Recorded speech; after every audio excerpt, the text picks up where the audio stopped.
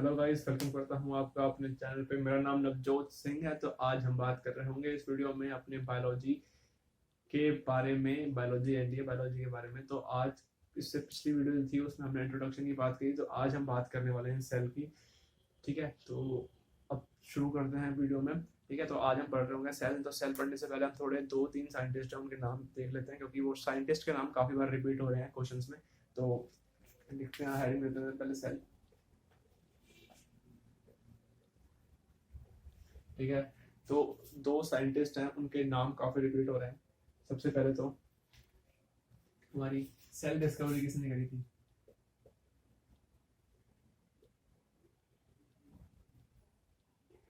Cell discovery हमारी करी थी सर रॉबर्ट हुक ने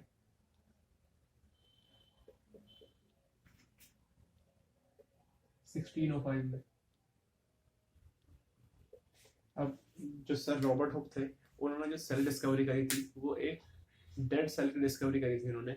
और उन्होंने वो डिस्कवरी करी थी बार्क ऑफ द ट्री पर। जब उन्होंने उसको अच्छे से एग्जामिन करा तो उसमें उन्होंने फाइंड किया कि जो स्ट्रक्चर था सेल का वो हनीकॉम्ब लाइक स्ट्रक्चर था।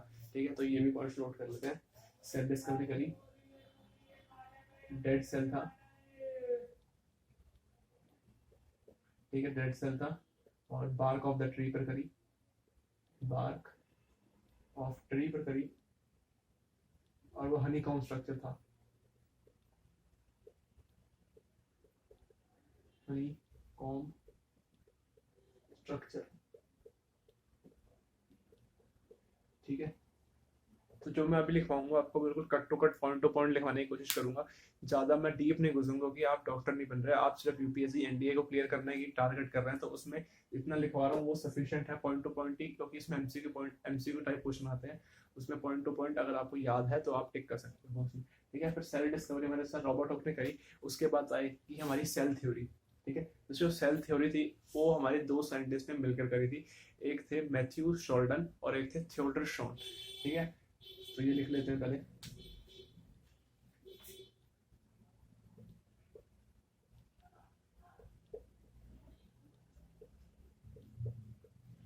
अब वो पूछता मैथ्यू शॉल्टन और थियोडर शॉन की स्पेलिंग नहीं पूछेगा वो। तो आप एम शॉल्टन, एस सी, और थियोडर श्लोन। ठीक है, तो आप ये याद रखना, शोल्डन और शॉन ने करी थी डिस्कवरी। ठीक है, तो इसके बाद हम आते हैं जो एक टर्म होती है साइटोलॉजी। वो एक बार पेपर में पूछी गई थी कि साइटोलॉजी किसे कहते हैं। तो साइटोलॉजी दिख रहा है ना, तो फिर इधर लिख देते हैं study of cell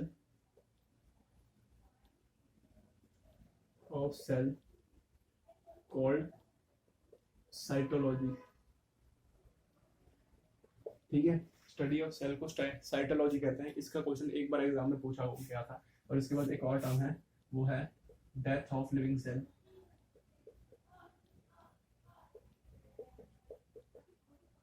living cell, death of living cell को हम कहते हैं नेक्रोसिस, NECROSIS,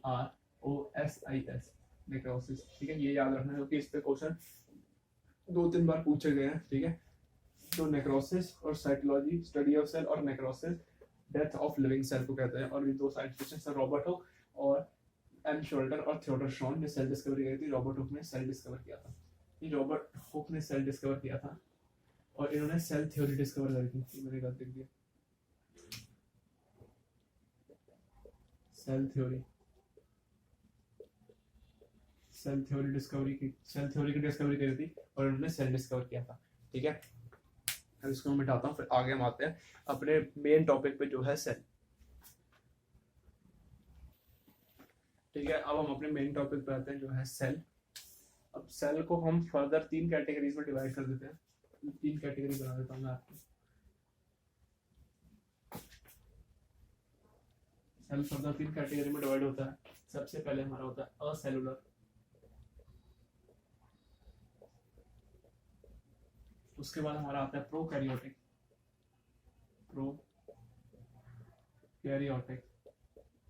उसके बाद हमारा आता है यूकैरियोटिक,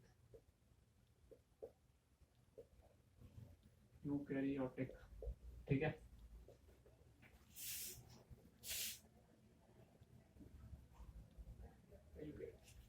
असेलुलर, प्रोकैरियोटिक और यूकैरियोटिक में डिफरेंस होता है। असेलुलर वो ऑर्गेनिज्म होते हैं जिनके अंदर सेल प्रेजेंट नहीं होता, इसमें जीरो सेल्स होते हैं, जीरो सेल्स। अब इसका एक बहुत ही बड़ा एग्जांपल है, वो है वायरस। वायरस है इसका एक एग्जांपल वायरस, कोरोना वायरस वगैरह जैसे वायरस होता है ना, वो वाला वायरस इसमें इसका एग्जांपल है। उसके बाद आता है हमारा टर्म प्रोकैरियोटिक और यूकैरियोटिक। इन दोनों में काफी कंफ्यूजन होती है। अब पहले मैं इसको समझाता हूँ फिर लिखता हूँ। अब देखो, प्रोकैरियोटिक वो होता है जिसके अंदर सिर्फ एक ही सेल होता है, और यूकैरियोटिक वो होता है जिसके अंदर मोर देन 2 सेल्स होते हैं, ठीक है। अब इसको याद करने में डिफिकल्टी होती है बच्चों को, तो प्रोकैरियोटिक का ऐसे याद करो, जब हम पबजी खेलते हैं तब 1v4 वो बंदा खेलता है जो प्रो होता है, जो एक बंदा चारों से लड़ सकता है वो होता है प्रो बंदा। तो इससे याद रखना कि प्रोकैरियोटिक में सिर्फ एक ही सेल होता है, एक सेल, और यूकैरियोटिक में 1 और मोर सेल, 2 और मोर सेल, ठीक है। अब प्रोकैरियोटिक का एग्जांपल बैक्टीरिया,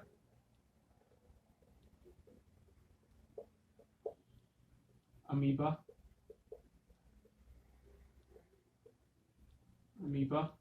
और फंगस।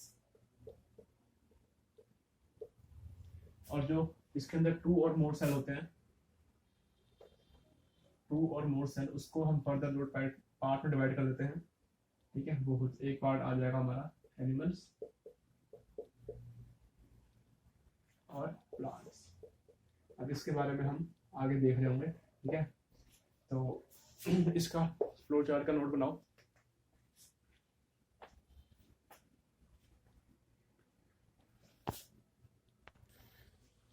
ठीक है, अब हम आते हैं स्पेसिफिकली प्रोकैरियोटिक पे। असेलुलर ऐसा कुछ इंपॉर्टेंट नहीं, बस उसका ये याद रखना कि उसका एग्जांपल होता है वायरस, और उसमें कोई भी जीरो सेल होते हैं, ठीक है, उसमें ये याद रखना असेलुलर का। अब हम आते हैं प्रोकैरियोटिक पर। तो अब हम बात कर रहे हैं प्रोकैरियोटिक की। असेलुलर की बात इसलिए नहीं करते क्योंकि उसमें कुछ ज़्यादा बताने के लिए है नहीं, सिर्फ उसमें ये आपको ये याद रखना है कि उसमें जीरो सेल होते हैं और उसका एक ही एग्जांपल है जो है वायरस। तो हम स्टार्ट कर रहे हैं प्रोकैरियोटिक। हेडिंग अप डाल दो प्रोकैरियोटिक।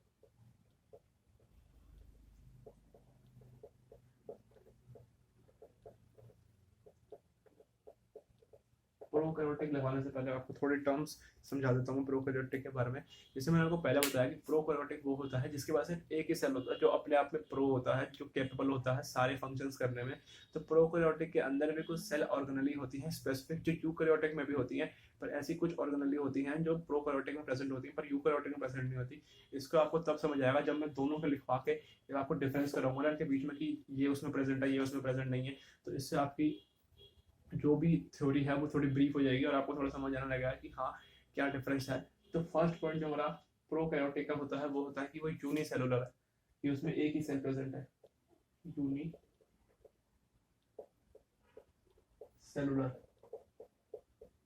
इसको आप ऐसे ब्रैकेट में लिख दो, प्रोकैरियोटिक इज यूनिसेलुलर, ठीक है। फिर अब जो फर्स्ट मेन पॉइंट आता है वो होता है न्यूक्लियस के बारे में।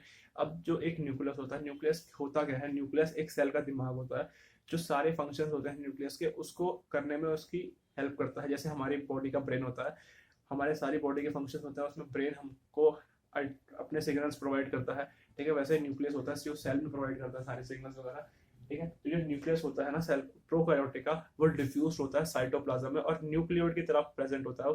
जैसे एक नॉर्मल सेल होता है, ऐसे ये नॉर्मल सेल है, इसका न्यूक्लियस स्फेरिकल या ओवल शेप में होगा, पर एक प्रोकैरियोटिक होगा ना उसका न्यूक्लियस ऐसा होगा कुछ लंबा सा, और वो डिफ्यूज्ड होगा साइटोप्लाज्म में, या फिर उसके बाहर जो भी लिक्विड प्रेजेंट होता है ना उसमें डिफ्यूज्ड होगा वो। तो फर्स्ट पॉइंट हमारा यहीं से बनता है कि nucleus in prokaryotic, nucleus is present in the nucleoid और इन साइटोप्लाज्म। तो फर्स्ट पॉइंट लिखते हैं, nucleus is present in the nucleoid or in cytoplasm, ठीक है। आपको इधर से डायग्राम बना देता हूँ,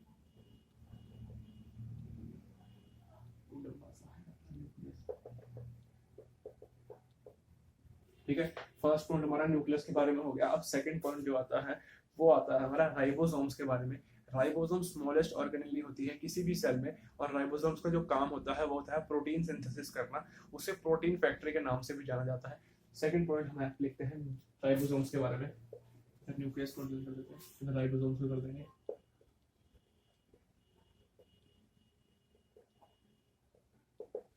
प्रोटीन सिंथेसिस करता है,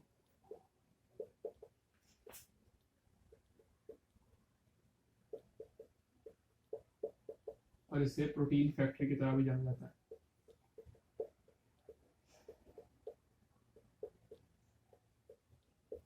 ठीक है, जो भी कोई भी सेल होता है, कोई भी बॉडी या फिर कोई भी लिविंग ऑर्गेनिज्म है, उसे प्रोटीन की नीड पड़ती है, जैसे कि अपने वो बेसिक जो भी लाइफ प्रोसेसेस है उसको कैरी आउट करने के लिए, इसलिए प्रोटीन सिंथेसिस में हमारा राइबोसोम हेल्प करता है। फिर हमारा आता है सेल मेम्ब्रेन। सेल मेम्ब्रेन को हम प्लाज्मा मेम्ब्रेन की तरह भी जानते हैं प्रोकैरियोटिक में, और प्रोकैरियोटिक में सेल मेम्ब्रेन जो होता है वो सेलेक्टिवली परमेबल मेम्ब्रेन होता है। अब सेलेक्टिवली परमेबल मेम्ब्रेन का मतलब क्या होता है कि वो सेलेक्टिव चीजों को ही अपने अंदर और बाहर ले सकता है। ऐसा नहीं कि जो भी उसके बाहर है वो सबको अंदर ले ले, ऐसा नहीं होता। जो भी सेलेक्टिवली चीजें होती हैं उसको ही अपने अंदर ले लेता है। तो सेकंड पॉइंट आता है हमारा सेल मेम्ब्रेन के बारे में।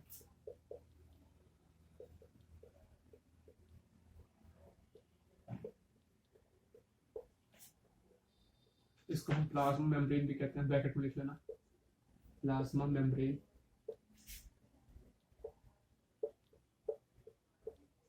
ठीक है, और वो सेलेक्टिवली परमिएबल मेम्ब्रेन होता है, सेलेक्टिवली परमिएबल मेम्ब्रेन।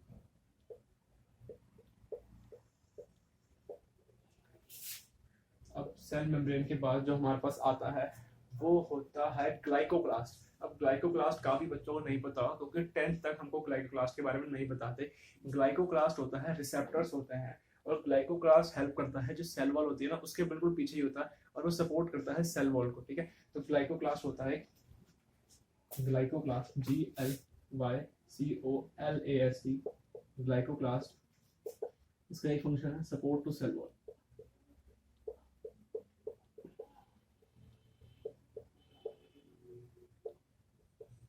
अब इसके बाद हमारा एक और आता है जो है सेल वॉल।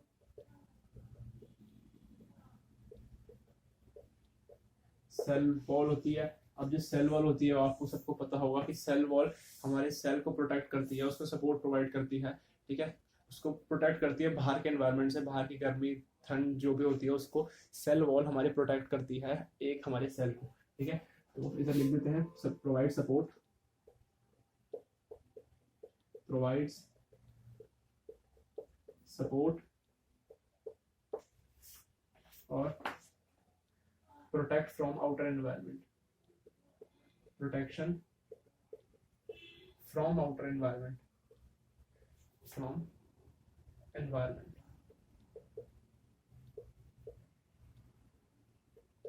ठीक है, सेल वॉल हमारी प्रोटेक्ट करती है बाहर के एनवायरनमेंट से और सपोर्ट प्रोवाइड करती है। उसके बाद हमारे आते हैं ग्रेन्यूल्स। ग्रेन्यूल्स जो हेल्प करते हैं, आप बेसिकली ग्रेन्यूल्स समझो क्या होता है। ग्रेन्यूल्स एम्प्टी स्पेसेस होती हैं, आपने पढ़ा होगा। वैक्यूल्स क्या होते हैं? वैक्यूल्स एम्प्टी स्पेसेस होती हैं जिसके अंदर स्टोरेज ऑफ फूड होती है एक सेल की। ठीक है, तो इसके बाद हम लिखते हैं ग्रेन्यूल्स।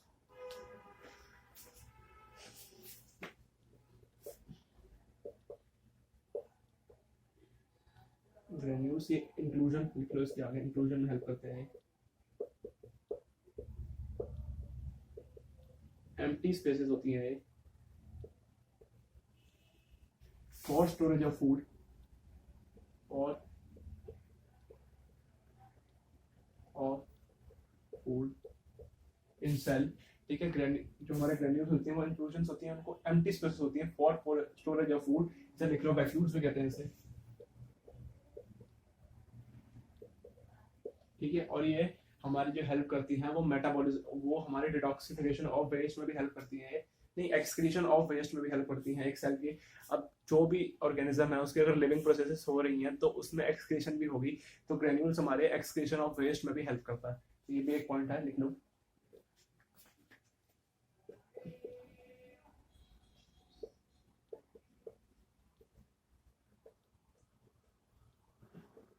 एक्सक्रीशन ऑफ वेस्ट में हेल्प करता है। ठीक है, तो इसके नोट बनाओ, मैं इसको मिटा दूंगा।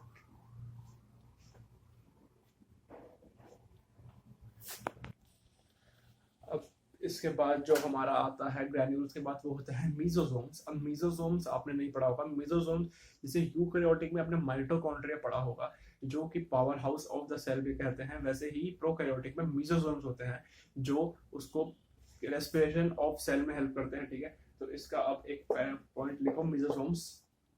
मीजोसोम्स MESOSOMES, मीजोसोम्स। मीजोसोम्स हेल्प करते हैं सेलुलर रेस्पिरेशन में।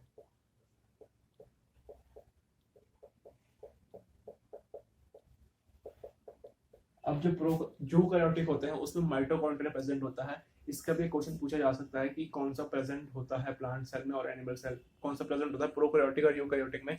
तो प्रोकैरियोटिक में मीजोसोम्स प्रेजेंट होते हैं और यूकैरियोटिक में माइटोकॉन्ड्रिया प्रेजेंट होता है। फंक्शंस दोनों के सेम ही होते हैं पर नाम अलग है। ठीक है, इसलिए इसका नोट बना लो कि मीजोसोम्स हेल्प करता है सेलुलर रेस्पिरेशन में। ठीक है, उसके बाद मीजोसोम्स के बाद जो आता है वो आता है फ्लैगलम। फ्लैगलम लिख लो, फ्लैगलम स्पेलिंग देख लेना, शायद गलती हो सकती है, फ्लैगलम। ठीक है, अब फ्लैगलम हेल्प करते हैं। फ्लैगलम क्या होती है? फ्लैगलम एक प्रोकैरियोटिक की पूंछ होती है जो लोकोमोशन में हेल्प करती है। लोकोमोशन यानी कि मूवमेंट में हेल्प करती है। तो इसके आगे पॉइंट लिख लो, फ्लैगलम हेल्प इन लोकोमोशन, लोकोमोशन या मूवमेंट ऑफ सेल। ठीक है, अब फ्लैगलम हेल्प करती है लोकोमोशन या मूवमेंट ऑफ सेल में। जैसे कि एक मछली होती है वो भी अपनी पूंछ से मूवमेंट करके एक पानी में स्विम कर पाती है, वैसे ही फ्लैगलम होता है, वो भी सेल को मूवमेंट और लोकोमोशन में हेल्प कराता है। उसके बाद जो हमारा आता है वो आता है पाइलस। अब पाइलस और उसके पाइलस आता है और पाइलस के साथ फिम्ब्रे आता है। पाइलस और फिम्ब्रे दोनों आपस में इंटरकनेक्टेड होते हैं। पाइलस और फिम्ब्रे दोनों ही हेयर लाइक स्ट्रक्चर होते हैं जो सेल के आउटर वॉल्स पर प्रेजेंट होते हैं। तो हम लिखते हैं पहले पाइलस, पाइलस और फिम्ब्रे।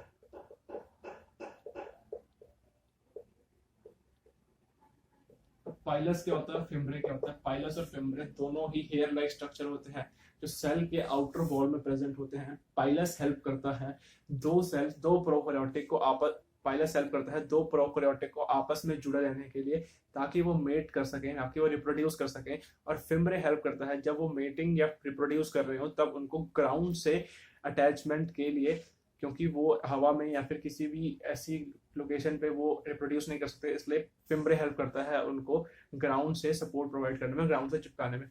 तो इसका पॉइंट लिख लो, अटैचमेंट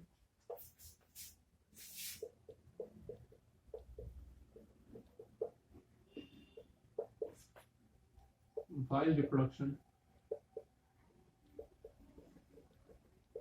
अटैचमेंट वो दो प्रोकैरियोटिक को आपस में जोड़ देता है। ठीक है, तो फिम्ब्रे पाइलस इधर हेल्प करता है और फिम्ब्रे करता है अटैचमेंट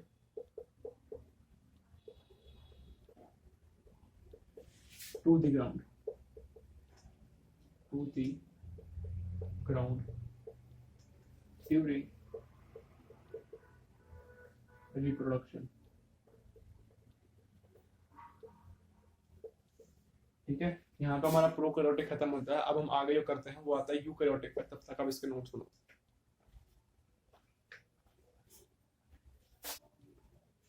अब हमारे पास आता है यूकैरियोटिक। प्रोकैरियोटिक की जो ऑर्गेनेल्स थी वो मैंने आपको उधर तक की थी, वो आपको मैंने कंप्लीट करा दी है। अब आते हैं हम अब यूकैरियोटिक पे। अब यूकैरियोटिक क्या होता है? यूकैरियोटिक मल्टी सेलुलर होता है। जैसे मैंने आपको बताया कि जैसे प्रोकैरियोटिक सिंगल सेलुलर होता है, वो अपने में केपेबल होता है सारे फंक्शंस करने में, वैसे ही यूकैरियोटिक होता है जिसके पास काफी सारे सेल्स प्रेजेंट होते हैं। ठीक है, तो जो इसकी फर्स्ट ऑर्गेनेली होती है वो होती है एंडोप्लाज्मिक रेटिकुलम। अब पहले हम लिखते हैं एंडोप्लाज्मिक रेटिकुलम। Endoplasmic reticulum. अब एंडोप्लाज्मिक रेटिकुलम अपने आप में उसका मतलब क्या है? एंडोप्लाज्मिक रेटिकुलम हेल्प करता है हमारे सेल को स्केलेटल फ्रेमवर्क प्रोवाइड करने में। उसकी जो शेप वगैरह होती है उसमें एंडोप्लाज्मिक रेटिकुलम हेल्प करता है, और वो हेल्प करता है pathway of nucleus material, pathway of nuclear material में। ठीक है, तो इसको आप इधर लिख लो कि एंडोप्लाज्मिक रेटिकुलम, ऐसे इसको ऐसे बना देना, endoplasmic reticulum provides skeletal framework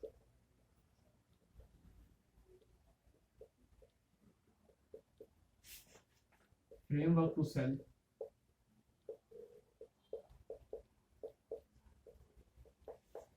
skeletal framework provide करता है सेल को, और पाथवे फॉर न्यूक्लियर मटेरियल। अब एंडोप्लाज्मिक रेटिकुलम की फर्दर कैटेगरीज होती हैं, वो दो कैटेगरीज में डिवाइड होता है, रफ एंडोप्लाज्मिक रेटिकुलम और स्मूथ एंडोप्लाज्मिक रेटिकुलम। इन दोनों के जो फंक्शंस होते हैं, फंक्शंस इसके होते हैं सिंथेसाइज करने में और डिटॉक्सिफिकेशन में ही, पर किस अलग अलग चीजों की डिटॉक्सिफिकेशन और सिंथेसाइज करते हैं। तो इसको ऐसे आगे करके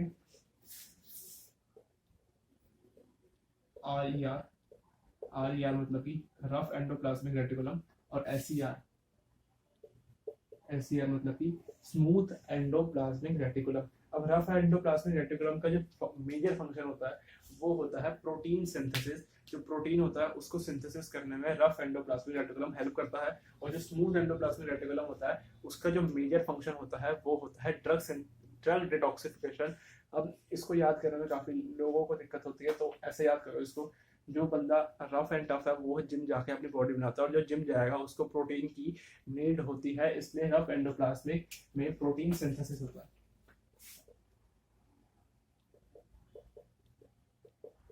प्रोटीन सिंथेसिस इसमें होता है, और स्मूथ एंडोप्लाज्मिक रेटिकुलम में ड्रग डिटॉक्सिफिकेशन होती है। ठीक है, तो इसको भी लिख लेना।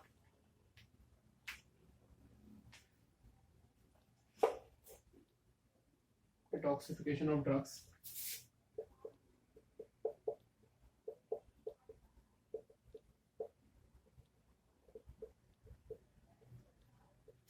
डिटॉक्सिफिकेशन ऑफ ड्रग्स में ये हेल्प करता है। और इससे के साथ स्मूथ एंडोप्लाज्मिक रेटिकुलम का एक और फंक्शन होता है, वो होता है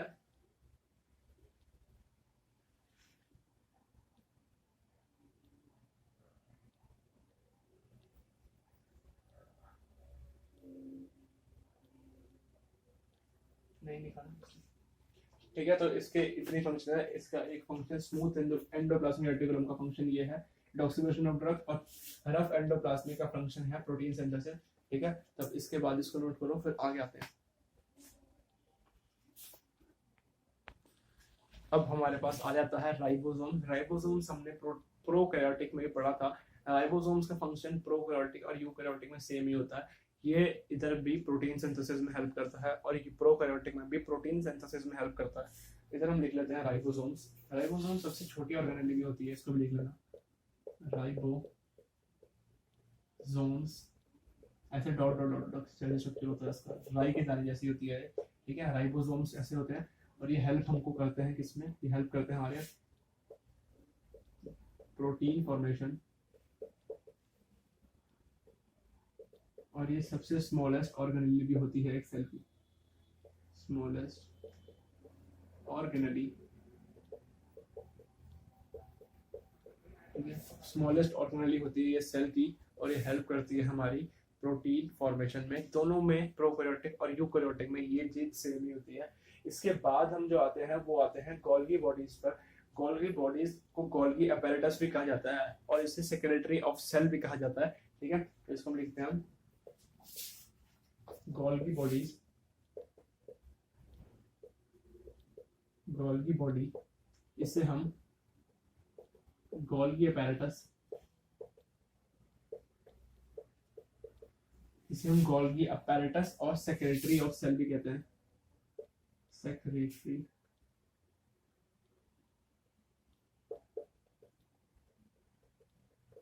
ऑफ सेल भी कहते हैं। अब इसके जो फंक्शंस होते हैं उसको लिखते हैं। ठीक है, अब इसके तीन मेजर फंक्शंस होते हैं। सबसे मेजर फंक्शन इसका ये होता है कि ये प्रोटीन प्लस लिपिड को पैक करके डिस्पैच करता है स्मॉल पैकेट्स में। उसके बाद इसका एक और फंक्शन होता है, वो होता है वैक्यूल्स। वैक्यूल्स को मैंने आपको पहले बताया, वैक्यूल्स फंक्शन नहीं, वैक्यूल्स इसके पार्ट है। वैक्यूल्स मैंने आपको बताया कि वैक्यूल्स हेल्प करता है स्टोरेज में। वैक्यूल्स एम्प्टी स्पेसेस होती हैं जो हेल्प करती हैं स्टोरेज में। उसके बाद जो हमारा आता है वो आता है वेसल्स। वेसल्स को आपको पता है पाइप भी कहते हैं, और पाइप हेल्प करता है सिक्रीशन ऑफ एंजाइम्स में। ठीक है, वेसल्स हेल्प करता है हमारा सिक्रीशन ऑफ एंजाइम्स में। तीन पार्ट है इसके, ऐसे लिख लो इसको तीन में। सबसे पहले प्रोटीन, प्लस लिपिड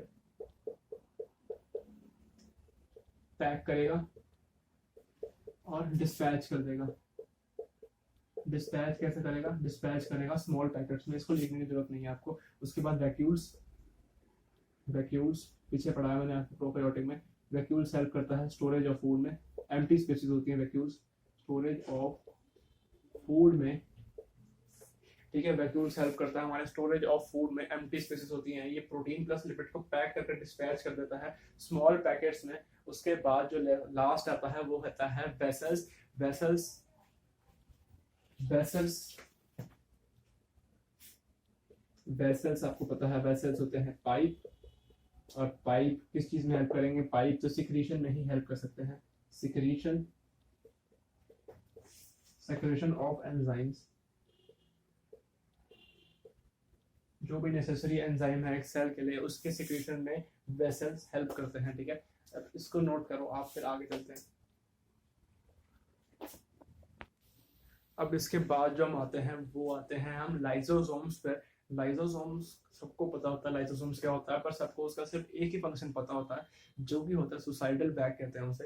पर लाइसोसोम्स के 3 मेजर फंक्शंस हैं। तो इधर हम फर्स्ट बनाते हैं point lysosomes.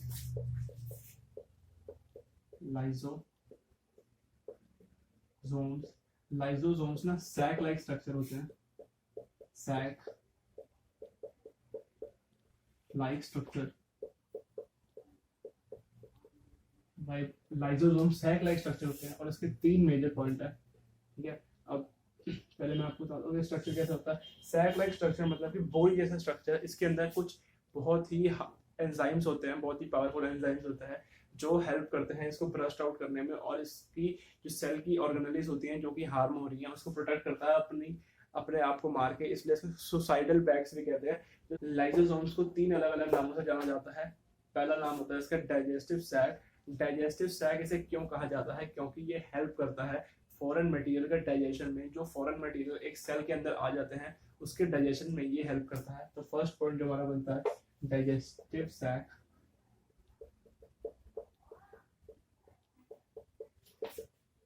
Digestion of foreign material,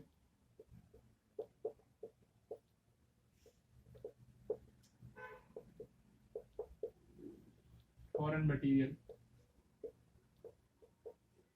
जो भी अनवांटेड सब्सटेंस मटेरियल हमारे सेल के अंदर आ जाता है उसका डाइजेशन में लाइसोसोम हेल्प करता है। जो उसका सेकंड नाम है उसको वो कहते हैं एटम बॉम्ब। एटम बॉम्ब इसलिए कहते हैं क्योंकि ये ब्रस्ट करता है एक एंजाइम, हाइड्रोलाइटिक एंजाइम, ठीक है। Atom bomb, burst enzyme,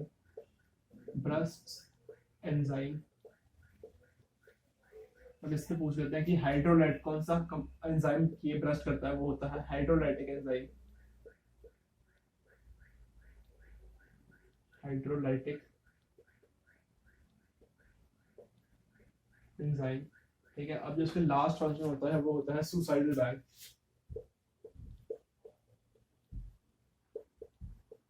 suicidal bag इसलिए कहते हैं ऐसे क्योंकि ये अपनी लाइफ सेक्रीफाइस कर देता है। Sacrifice own life and heal the cell. इसके अंदर एंजाइम होता है हाइड्रोलाइटिक एंजाइम। ये जब ब्रस्ट करता है तो ये अपनी लाइफ खत्म करके जो भी फॉरेन मटेरियल आता है, जो भी सेल के अंदर कुछ भी दिक्कत होती है उसको वो ठीक कर देता है और अपनी जान की कुर्बानी दे देता है, इसलिए इसे सुसाइडल बैग भी कहा जाता है। तो लाइसोसोम सैक लाइक स्ट्रक्चर होता है, बोरी जैसा स्ट्रक्चर होता है। 3 नाम से जाना जाता है, डाइजेस्टिव सैक, एटम बॉम्ब और सुसाइडल बैग में। डाइजेस्टिव सैक इसलिए क्योंकि डाइजेशन कर देता है फॉरेन मटेरियल का। एटम बॉम्ब इसलिए क्योंकि ये एंजाइम ब्रस्ट करता है जिसे हाइड्रोलाइटिक एंजाइम कहते हैं। सुसाइडल बैग इसलिए क्योंकि अपनी लाइफ सेक्रीफाइस करके बाकी सेल को हील कर देता है, ठीक है। इसके बाद जो हम आते हैं वो आता है माइटोकॉन्ड्रिया। माइटोकॉन्ड्रिया जैसे हमने प्रोकैरियोटिक में पढ़ा था मेसोसोम्स और माइटोकॉन्ड्रिया, ये दोनों आपस में सेम ही होते हैं, बस प्रोकैरियोटिक में मेसोसोम्स कहा जाता है और यूकैरियोटिक में उसको माइटोकॉन्ड्रिया कहा जाता है, ठीक है। इसको मैं मिटा देता हूँ, फिर यहीं से लिखता हूँ ऊपर से। अब हम आ जाते हैं माइटोकॉन्ड्रिया पे। माइटोकॉन्ड्रिया होता क्या है? माइटोकॉन्ड्रिया को हम powerhouse of the cell भी कहते हैं। ये हेल्प करता है सेलुलर रेस्पिरेशन ऑफ सेल में। ये O2 को, ऑक्सीजन को फूड के साथ मिक्स करके एडीपी एनर्जी रिलीज करता है, तो ये पावर हाउस पावर देता है सेल को, ठीक है। तो हम लिख देते हैं इधर mitochondria, mitochondria powerhouse of the cell भी कहते हैं इसको, powerhouse of the cell, powerhouse of the cell कहते हैं। ये O2 प्लस फूड के साथ मिक्स होकर एनर्जी देता है, और एनर्जी देता है एडीपी की फॉर्म में, एटीपी के फॉर्म में देता है, ये एडीपी की फॉर्म में एनर्जी हमें दे देता है। तो इसका काम होता है, powerhouse of the cell कहते हैं, इसका काम होता है सेलुलर रेस्पिरेशन में, सेलुलर रेस्पिरेशन इसका फंक्शन होता है, ठीक है। यही है पावर ऑफ माइटोकॉन्ड्रिया के बारे में, ज्यादा कुछ नहीं है। Powerhouse of the cell कहते हैं O2 प्लस फूड के साथ O2 को फूड के साथ मिक्स करके, ऑक्सीजन को फूड के साथ मिक्स करके हमें एनर्जी देता है एडीपी की फॉर्म में। इसको देख लेना, एटीपी नहीं है, ये एडीपी है। फिर ये सेलुलर रेस्पिरेशन में हेल्प करता है। अब इसी के साथ एक और टॉपिक इससे लिंक हो जाता है, वो होता है एरोबिक और एनारोबिक रेस्पिरेशन, ठीक है। इसके साथ समझ लोगे तो ज्यादा समझने में आपको आसानी होगी। तो जो रेस्पिरेशन होती है, रेस्पिरेशन होती है, जो रेस्पिरेशन वो ना फर्दर दो टॉपिक में डिवाइड होती है। एक होती है एरोबिक और एक होती है एनारोबिक। इसमें काफी लोगों को दिक्कत होती है समझने में कि एरोबिक क्या होती है और एनारोबिक क्या होती है। तो इसको ऐसे समझो कि जो छोटा वाला ना AER, जिसमें 7 वर्ड है, और ऑक्सीजन का जो एटॉमिक नंबर होता है वो भी 8 होता है। तो इससे ऐसे याद रखना है इसको, एरोबिक होता है जो वो प्रेजेंस ऑफ ऑक्सीजन में होती है। तो इसको ऐसे लिख लो, presence of oxygen of O2, और ये एब्सेंस ऑफ O2,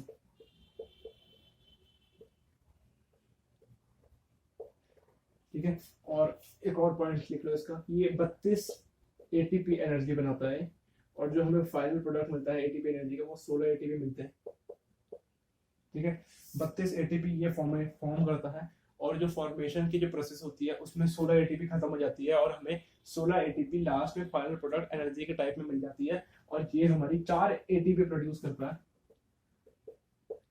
उसमें से 2 ATP हमें लास्ट में मिल जाती है, ठीक है। और एरोबिक एनारोबिक रेस्पिरेशन तब होती है जब हमें क्रैम्प्स वगैरह पड़ जाते हैं, बॉडी में लैक्टिक एसिड की फॉर्मेशन शुरू कर देता है ये एनारोबिक रेस्पिरेशन, क्योंकि ये CO2 के प्रेजेंस में होता है। तो इसमें ये भी देखना ना, फॉर्मेशन ऑफ लैक्टिक एसिड, इसको ऊपर लिख देते हैं, 2 ATP ये देता है लास्ट में, इसको लिख लो formation of lactic acid,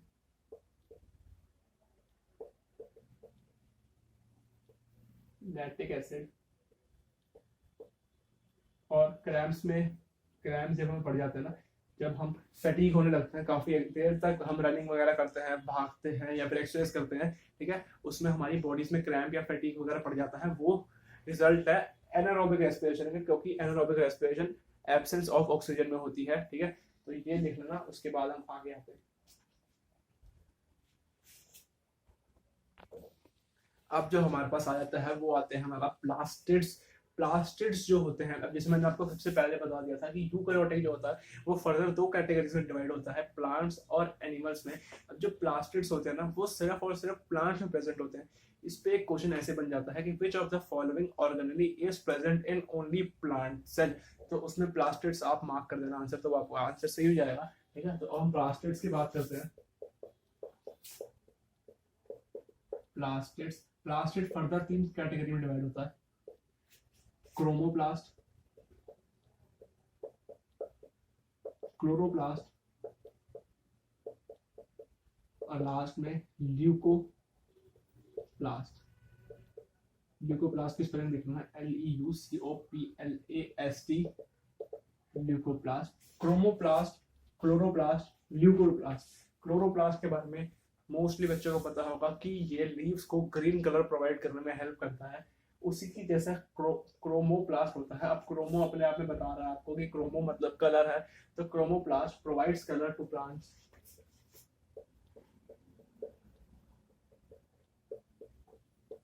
colour to plants. उसके बाद हमारा आता है chloroplast. Chloroplast provides green colour, green colour to plant. और जो ल्यूकोप्लास्ट होता है ना, ल्यूकोप्लास्ट ऐसा प्लास्टेड होता है जो कलरलेस होता है। ल्यूकोप्लास्ट हमारा हेल्प करता है प्लांट को स्टोरेज ऑफ फूड में। तो आप लिखोगे इधर कलरलेस प्लास्टेड, कलरलेस, और helps in storage of food, storage of food in plants. और इधर लिखूंगा इंपॉर्टेंट हैशटैग बना के कि present plastids, present only in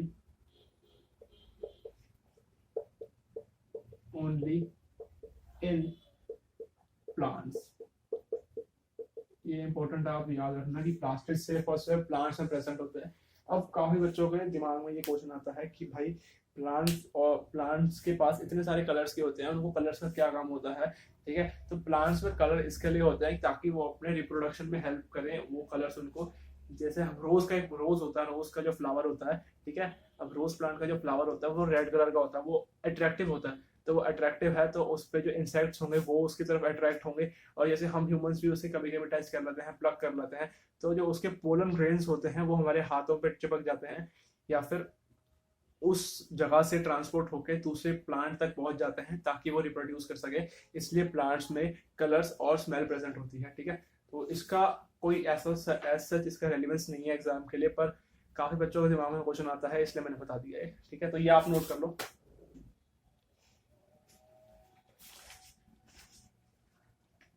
तो इसके बाद जो हमारा टॉपिक आता है वो आता है वैक्यूल्स। वैक्यूल्स की बात हमने गोल्गी बॉडीज में भी करी थी, पर थोड़ा वैक्यूल्स को ब्रीफली कर लेते हैं। तो बेसिकली वैक्यूल्स हेल्प किस में करता है?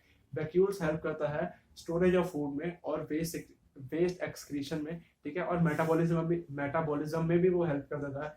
तो ठीक है, अब हम वैक्यूल्स के बारे में देखते हैं इधर।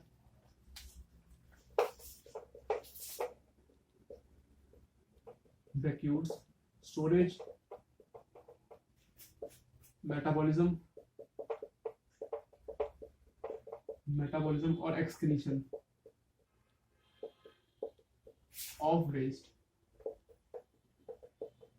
मेटाबॉलिज्म का मतलब क्या होता है? मेटाबॉलिज्म का मतलब होता है डाइजेशन। जैसे हमारा काफी बच्चे कहते हैं कि उनका मेटाबॉलिक सिस्टम थोड़ा स्लो है इसलिए उन्हें खाना नहीं लगता।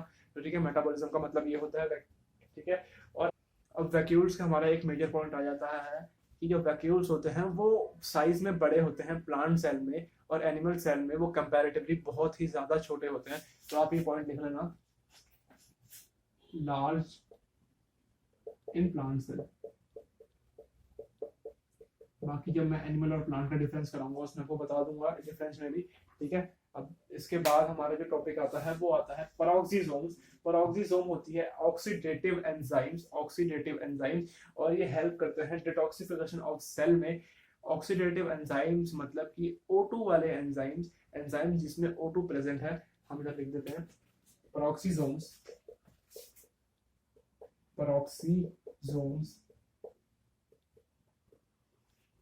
ऑक्सीडेटिव एंजाइम्स होते हैं,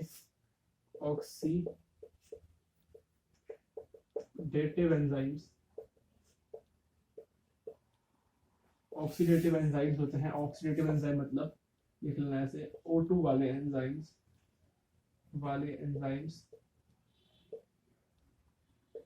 हेल्प किस में करते हैं? हेल्प करते हैं ये डिटॉक्सिफिकेशन ऑफ सेल में, डिटॉक्सिफिकेशन ऑफ सेल में। ठीक है, पेरोक्सीसोम O2 वाले एंजाइम होते हैं जो कि डिटॉक्सिफिकेशन ऑफ सेल में हमारी हेल्प कर देते हैं। उसके बाद जो हमारा आता है वो आता है सेंट्रोसोम्स। सेंट्रोसोम्स क्या करते हैं? सेंट्रोसोम्स हमारे डिवीजन ऑफ सेल में हेल्प करते हैं। ठीक है, अब मैं इधर नीचे लिख देता हूँ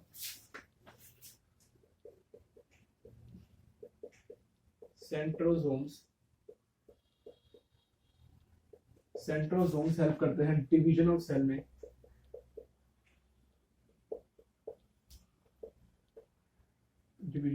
में। और जो सेंट्रोसोम्स होते हैं ना, ये सिर्फ और सिर्फ हमारे एनिमल सेल में प्रेजेंट होते हैं, present only in only in present only in animal cell। ठीक है, ये हमारे सेंट्रोसोम्स होते हैं वो सिर्फ और सिर्फ एनिमल सेल में प्रेजेंट होते हैं। बाकी ये हेल्प करते हैं डिवीजन ऑफ सेल में। डिवीजन ऑफ सेल मतलब जैसे एक सेल है ये ऐसा, ठीक है, वो फर्दर ऐसे डिवाइड हो रहा है, ठीक है, और ये अलग अलग डिवाइड होगा दो पार्ट में, ठीक है, इसे हम डिवीजन ऑफ सेल कहते हैं, ठीक है। उसके बाद जो हमारे सेंट्रोसोम्स होते हैं, सेंट्रोसोम्स का एक जैसे सेंट्रोसोम्स होते हैं सिर्फ वो सिर्फ एनिमल सेल में प्रेजेंट होते हैं। अब प्लांट सेल में भी जो सेल डिवीजन होती है तो प्लांट सेल में पोलर कैप्स प्रेजेंट होती हैं, सेंट्रोसोम्स प्रेजेंट नहीं होते। फंक्शन दोनों का सेम ही होता है, बस नाम डिफरेंट है। और याद रखना कि सेंट्रोसोम सिर्फ और सिर्फ एनिमल सेल में प्रेजेंट है और प्लांट सेल में पोलर कैप्स प्रेजेंट होती हैं। तो इधर आप लिख लेना है polar caps, polar caps, function इसका सेम ही है, डिवीजन ऑफ सेल। और पोलर कैप्स में इधर आप लिख लेना present only in plant cell, only in plant, ठीक है, ये इसका है polar cap present only in plants, ठीक है। अब इसको आप नोट करो। एक ऐसी चीज की बात करते हैं जिसमें पेपर में काफी बार क्वेश्चन पूछा गया है, तो सबसे पहले उसको समझने से पहले हम एक चीज देख लेते हैं कि जो लिविंग सेल होता है वो लिविंग सेल कैसे डिटरमाइन करते हैं। लिविंग सेल हम तब डिटरमाइन कर सकते हैं उसको जब उसके पास अपना आरएनए और डीएनए हो। डीएनए मतलब जेनेटिक मटेरियल और आरएनए मतलब उसके अंदर अपना प्रोटीन हो। तो इधर आप लिख लेना कि लिविंग सेल जब होगा, लिविंग सेल, उसके बाद जब डीएनए प्लस आरएनए दोनों चीजें जो प्रेजेंट हो तब उसको हम लिविंग सेल बोल सकते हैं। अब इसमें एक क्वेश्चन आ जाता है कि identify the odd one out, या फिर जो डिफरेंट है उसको आइडेंटिफाई करने में उसमें हमको चार ऑप्शन, जैसे एक क्वेश्चन ऐसा आया था कि identify the odd one out, कि उसमें हमको चार ऑप्शन देते हैं माइटोकॉन्ड्रिया, न्यूक्लियस और क्लोरोप्लास्ट और ल्यूकोप्लास्ट। तो इसमें हमें आइडेंटिफाई करना था कि डिफरेंट कौन सा है। तो इसमें हमारा डिफरेंट होगा वो होगा ल्यूकोप्लास्ट, क्योंकि ल्यूकोप्लास्ट के पास अपना ओन जेनेटिक मटेरियल और आरएनए नहीं है। तो इससे हमारा एक पॉइंट ये बन जाता है कि माइटोकॉन्ड्रिया, माइटोकॉन्ड्रिया, न्यूक्लियस और क्लोरोप्लास्ट ये ऐसी तीन ऑर्गेनेली हैं जिनके पास अपना डीएनए प्लस आरएनए प्रेजेंट है। इसको याद करने की ट्रिक यही है, इसको एमएनसी मल्टीनेशनल कंपनी की तरह आप याद कर सकते हैं। MNC multinational company, mitochondria, nucleus और क्लोरोप्लास्ट, ये तीन ऐसी चीजें हैं जिनके पास अपना डीएनए प्लस आरएनए तीनों दोनों चीजें प्रेजेंट होती हैं। इसके साथ आपको ऑड वन आउट के क्वेश्चन पूछे जा सकते हैं। इसके साथ आपको लाइसोसोम्स, बाकी जो भी ऑर्गेनेलिज हमारे पास प्रेजेंट होती है उनका नाम दे जाएगा और बताएगा कि किसके पास अपनी जेनेटिक मटेरियल, किसी के पास प्रोटीन नहीं है, तो आप उसमें से ऑड वन आउट सेलेक्ट कर लेना अपना, ठीक है। तो ये टॉपिक हमारा यहाँ पे खत्म होता है। अब लास्ट जो टॉपिक आता है वो आता है एनिमल और प्लांट सेल में डिफरेंस। वो कराने के बाद ये वीडियो खत्म हो जाएगी हमारी, ठीक है। तो इसको आप नोट कर लो, ठीक है। हमारा डिफरेंस आ जाता है प्लांट और एनिमल सेल के बीच में। तो प्लांट और एनिमल सेल के बीच में डिफरेंस हम इसलिए करते हैं क्योंकि इस पे काफी क्वेश्चन पूछे जा सकते हैं कि किसका साइज बड़ा है, किसमें कौन सी ऑर्गेनेली होती है, किसमें सेल वॉल है, किसमें सेल वॉल नहीं है। तो हम सबसे पहला जो डिफरेंस लिखेंगे वो लिखेंगे साइज का। जो साइज का होता है वो प्लांट सेल का जो साइज होता है वो बड़ा होता है, साइज यहाँ लिख दो, और लार्जर का लिखो, लार्जर। और जो एनिमल का होता है वो होता है जनरली स्मॉल होता है वो प्लांट सेल से, तो स्मॉल लिख लेना यहाँ पे। उसके बाद जो दूसरा डिफरेंस आता है वो आता है हमारा सेल वॉल का। एनिमल सेल में सेल वॉल प्रेजेंट नहीं होती, प्लांट सेल में सेल वॉल प्रेजेंट होती है। इधर देख लेते हैं सेल वॉल, सेल वॉल इसमें प्रेजेंट होती है, सेल वॉल हमारी प्रेजेंट होती है। इस सेल वॉल प्रेजेंट होती है वो सेलुलोज की बनी होती है। इधर लिखना आप सेलुलोज, सेलुलोज की होती है। जो सेल वॉल होती है प्लांट सेल में वो सेलुलोज की बनी होती है, और जो एनिमल सेल में होती है वो no cell wall, no cell wall, ठीक है। इसका एक दो डिफरेंस हो गए। और जो तीसरा डिफरेंस आता है वो आता है प्लास्टिड्स का। प्लांट सेल में प्लास्टिड्स प्रेजेंट होते हैं, प्लास्टिड्स प्रेजेंट होते हैं, और जो एनिमल सेल होता है उसमें प्लास्टिड की कोई जरूरत नहीं है, इसमें प्लास्टिड्स एब्सेंट होते हैं कि प्लांट सेल में कलर की कोई जरूरत ही नहीं है, ठीक है। इसलिए एनिमल सेल में प्लास्टिड्स प्रेजेंट होते हैं, प्लांट सेल में प्लास्टिड्स नहीं प्रेजेंट होते हैं। उसके बाद जो हमारा मेजर डिफरेंस आता है वो आता है वैक्यूल्स का।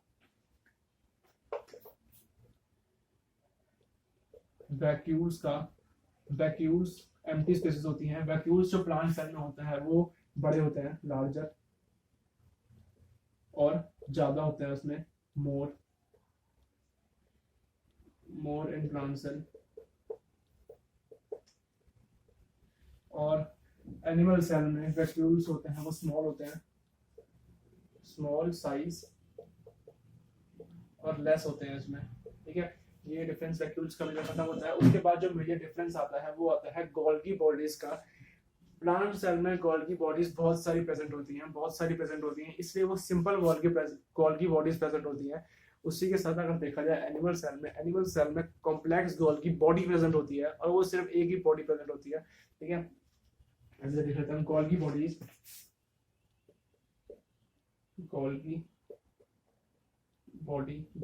में बहुत सारी होती है, इसमें मल्टी होती है, और गोल्गी बॉडी इसमें बहुत सारी होती है, मल्टी होती है और सिंपल होती है। सिंपल चीज होगी वो ज्यादा बार होगी, और इसमें एनिमल में गोल्गी बॉडीज कॉम्प्लेक्स होती है, गोल्गी बॉडी कॉम्प्लेक्स होती हैं और सिर्फ एक ही प्रेजेंट होती है, यूनिक, ठीक है। अब जो मेजर डिफरेंस हमारा आ जाता है वो आता है सेल डिवीजन पे, कि प्लांट में सेल डिवीजन में कौन हेल्प करता है और एनिमल में सेल डिवीजन में कौन हेल्प करता है। तो प्लांट में जो सेल डिवीजन होती है उसमें हमारा पोलर कैप्स हमारी हेल्प करता है, सेल डिवीजन।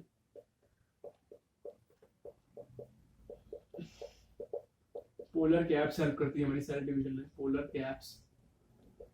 और जो एनिमल होता है उसमें सेल डिवीजन में हमारी हेल्प करते हैं सेंट्रोसोम्स, सेल डिवीजन, सेंट्रोसोम।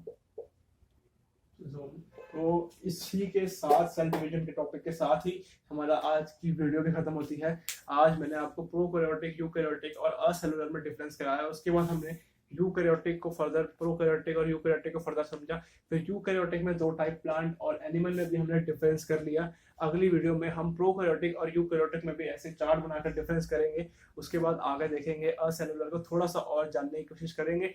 तब तक ये वीडियो हम यहीं खत्म करते हैं। तब तक के लिए जय हिंद।